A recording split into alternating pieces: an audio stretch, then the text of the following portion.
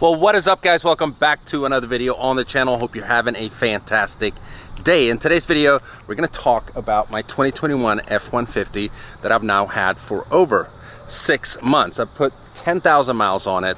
We just got back from a 2,000-mile road trip to Florida and back, and I dig this truck. I love it. They did a huge job on the interior and so on. It's a very, very nice premium feeling truck. But during the time that I've owned it, I've come to know a few things that I don't like about this truck. Hate might be a strong word, but they're extremely annoying, and we're going to talk about them in today's upload. First, we're going to start with, two things that might not be all that major and seem kind of petty, but they're still features that leave you kind of like scratching your head, like why? Why is this different from the previous generation? Why are they technically like making it worse? All right, so the first thing we're going to talk about is actually the key fob. An okay looking key fob. That's not the reason why I'm kind of annoyed here. It's the remote start feature. And I'm telling you, this might be a little petty, but it's still, like, for me, who's had tons of Fords for many years, and I love the remote start feature, it just leaves me wondering, like, why isn't it working as good as it did on the older model? Watch this. See? When you remote start a Ford, the procedure is you push the lock button once and double click on that button right there, and it should start. What I've noticed is with these, at least with my truck and this key fob here, is I've always done it really quickly. Now it worked. But many times it doesn't work when I do it really quickly. It works every time on the Raptor. It did every time on my Fusion. It was never an issue. But with this truck, many times I have to try to do this like 3 times. And what I've noticed is you got to do it a lot more slowly. There, it worked. So again, yes, I know it's kind of petty. I mean, it's not like the feature doesn't work anymore. It does. It's like you just got to be like more sensitive with the key fob. And in the long run, that actually gets kind of annoying. All right, so with those complaints out of the way, we're going to talk about feature number 2, which was actually better in the previous generation.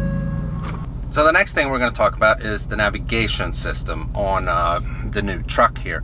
Now, I'm pretty sure that this is a better navigation system than in the previous generation. They've updated it with the maps and all that good stuff. But there's one little feature that is lacking on this new system in the newer trucks, and I'm wondering why they did that. Now, this mainly applies to when we're on a long road trip, for instance. So I usually use Waze, and I do that here by, CarPlay will go right over here, and I'm kind of using that as the directions for where we're going. But I also use the second map here, and I'll zoom out many times to kind of see like where we're at in regards to which states we're driving through and so on. How far away are we from the next state? You get the point. Now, on the old navigation system, if you're driving in the middle of nowhere, we drove 1,000 miles there, 1,000 miles home, and sometimes you're driving for so many hours, maybe it's dark, you're missing, the state line sign saying like, oh, you're going from Tennessee to Kentucky, for instance. I don't even know which state I'm in. On the old navigation system, it would always list down here which state you were in and which city you're driving by, even though you might be on a major interstate. On this newer system, it only says Airport Parkway, or it will say like I-70, and that's it. I-70 where? I-70 goes through millions of states. I'm not saying I don't know what state I'm driving through most of the time. Of course I do. But when you're driving for a long, long time, you don't know which town you're in or which area really. In the old system, you could just look and it would say it right away. As you guys can see here, it'll just point out exactly where you're at. Because on a long road trip, it can just be nice to know where you're at after, 7 hours of driving. The map would tell you, like, yeah, you're in the city of middle of nowhere, Alabama. And at least you'd know. With this new navigation system, you won't have a clue. So why Ford chose to leave that feature out of the new navigation system, even if you don't have a route set in the navigation system, is weird to me. And it's just one of those things that's like, why would they do that? That's a great feature. Our Raptor has it with the older system, but my 2021 F-150 does not have it.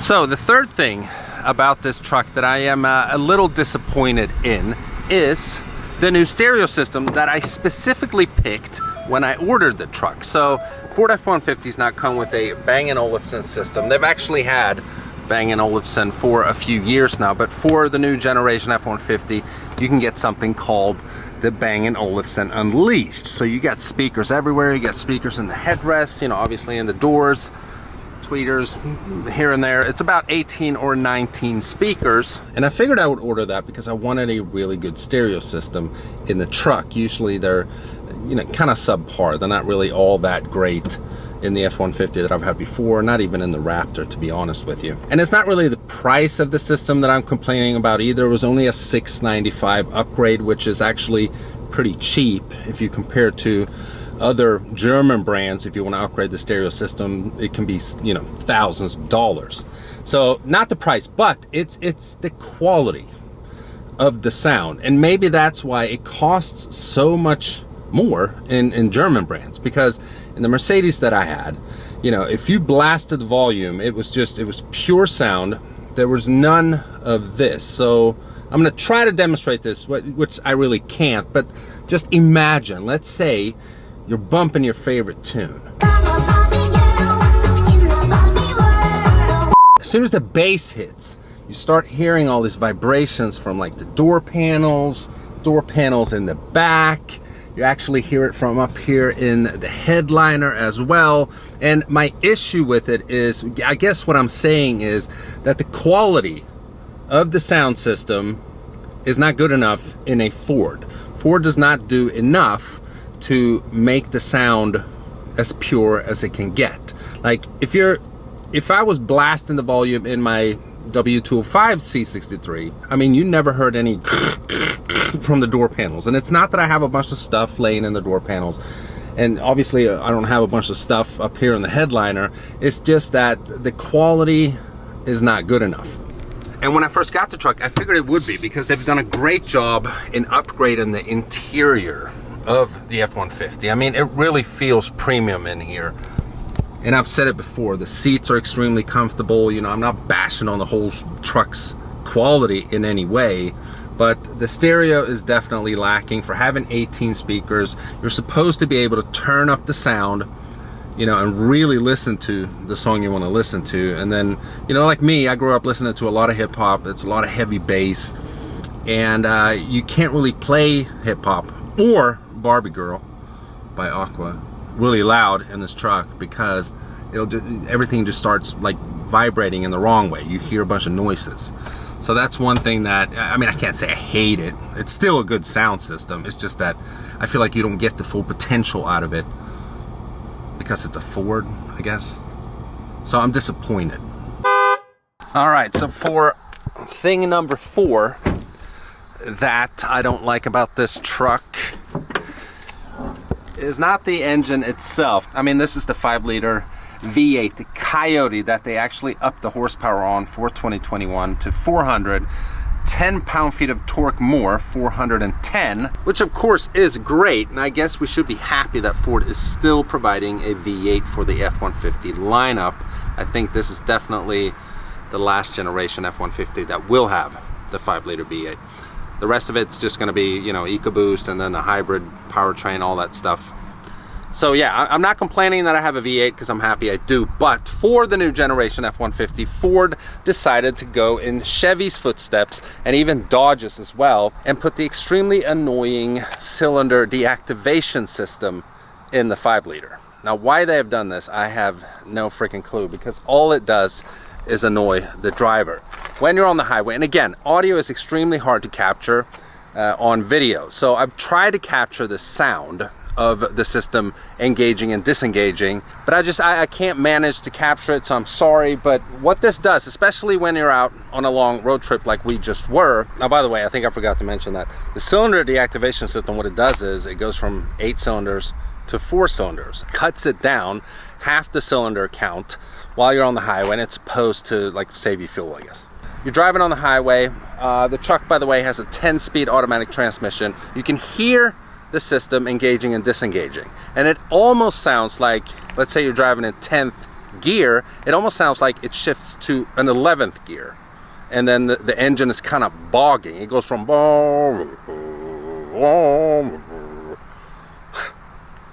I know that's not a good reenactment, but that's kind of what it sounds like. And I just don't understand why they're doing it. Well, I do kind of understand why they're doing that. And I think that ties together with what we're going to talk about after we talk about, which is even more annoying. I've never talked to a Silverado owner that's like, oh my God, the cylinder deactivation system and the 5.3 is the greatest thing ever. They don't like it. No one likes it. I've also heard complaints about overusage of oil, which I believe, because I've noticed it myself. The first oil change we did on this truck was at 6,000 miles. On my old truck that had the same engine, 5-liter V8, it did not have the cylinder deactivation system. The truck first told me to change oil at like 9,800 miles. So I do believe that the stupid cylinder deactivation system definitely causes the motor to slurp oil or use oil a lot quicker than it did in the previous generation. So with that being said, the fifth thing that we're going to talk about, which actually kind of ties together with the fourth thing, the stupid cylinder deactivation system, is the fuel economy. So if you look here, the average fuel economy, Ford says, should be 19 miles to the gallon. City, 16, highway, 22. Now on my old truck, that again had the same engine as this truck, it just didn't have the cylinder deactivation system. It also had the 6-speed transmission, not the 10-speed. Got better fuel economy than this truck. And I know, yes, you guys might be saying like, well, yeah, but you lifted it and put these big wheels and tires on, there's more rotational mass and all that. And yes, you're right, that's true. Of course that's going to worsen the fuel economy, but you know, I didn't take delivery of the truck looking like this. I had it for about 3 weeks, put over 1,000 miles on it in stock format. In city driving and also at highway driving, it got worse fuel economy than my previous generation truck. Now on the previous generation, it would say 18 here. Same city mileage though. Highway would be 21 in the 5-liter V8, that is. Now, when we were out on a long road trip in the old truck, before it was modified, you know, lifted, wheels, supercharger, all that stuff, when it was bone stock, I would get 18.5 miles per gallon while going 85 miles an hour on the highway. And I know this because I set the cruise control and we drove like for over 1,000 miles that way.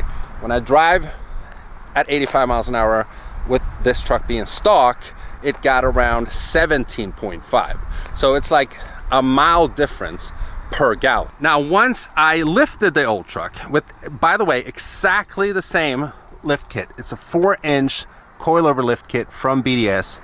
Got the reservoirs, the shocks, the whole 9 yards. We had 20 by 12s, initially with 33s, but then we put 35s on there. Nitto ridge grappler, so exact same tires with the same size wheels. Before supercharger, I would get around 16-ish on the highway. I mean, it's always bad in city driving, but 16-ish on the highway. It went down a little bit after the supercharger. I would get around 15.5 on a long road trip. With this truck right here, now lifted on the 20 by 12s, 35 Nitto ridge grapplers, not supercharged, driving down to Florida, we got 14.9. It gets worse fuel economy than the old truck with the cylinder deactivation system, but Ford says it should get better fuel economy. And I know it's a big truck. These trucks are never going to get good fuel economy.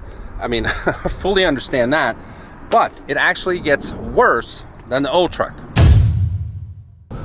Now, for the last like major thing that is annoying about this truck is this thing right here. So I noticed this while we were in Destin, Florida, and it really started getting bad the day we were leaving Destin. We were still in Destin. We just pulled out of our condo association. We were going to drive 1,000 miles home.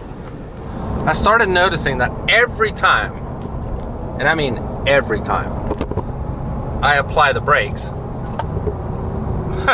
except for that time, that's unbelievable, unfreaking believable. Let's see here.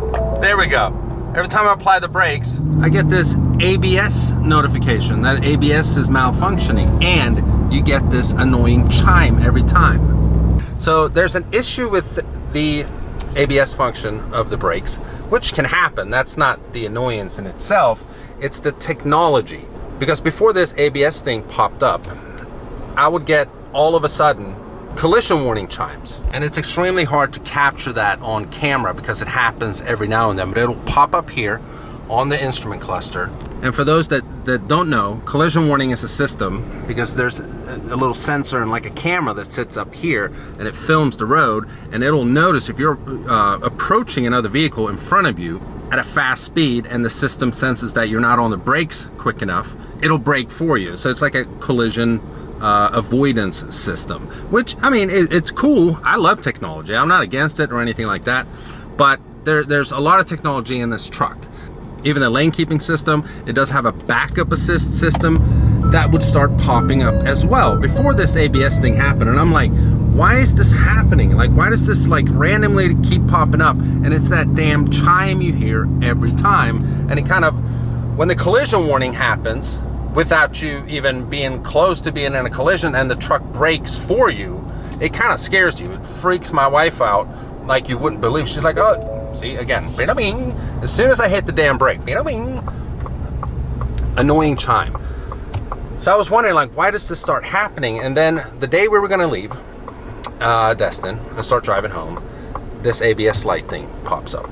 So I think something is wrong with the ABS brakes, or the ABS function of the brakes. It's probably just a sensor somewhere. It's no big thing or something that I'm like super worried about. I'm just annoyed. I think because of the ABS brakes, it affects all these other technologies like collision warning, backup assist. And I'm not talking about the sensors or the backup camera. It's like just like the collision warning, it'll do the same if you're backing up towards an object in too fast of a speed and the vehicle notices that you're not like getting on the brakes to avoid hitting something. Now, in regards to collision warning and all that stuff, I can go to features here, driver assistance on the screen, and I can turn like adaptive cruise control off. I can have just normal cruise control, intelligent, and so on. We have lane keeping system. I can turn that off, or the intensity of it, or just turn it off with this button right here. I can turn a lot of those features off, but I can't turn this damn chime off. So for 1,000 miles, and I'm not kidding you, for 1,000 miles driving home, every time I hit the brake pedal, ka-ding, wing, again, I hit the brakes, wing, and it is so extremely annoying. You got to be able to turn the chimes off, and it's not like I can, you know, turn the volume down. The chimes will still come on. I mean, I was going nuts, and my wife's like, what's going on? Are their brakes broken? You know what I mean? Like, I don't need that kind of stress and drama in my life.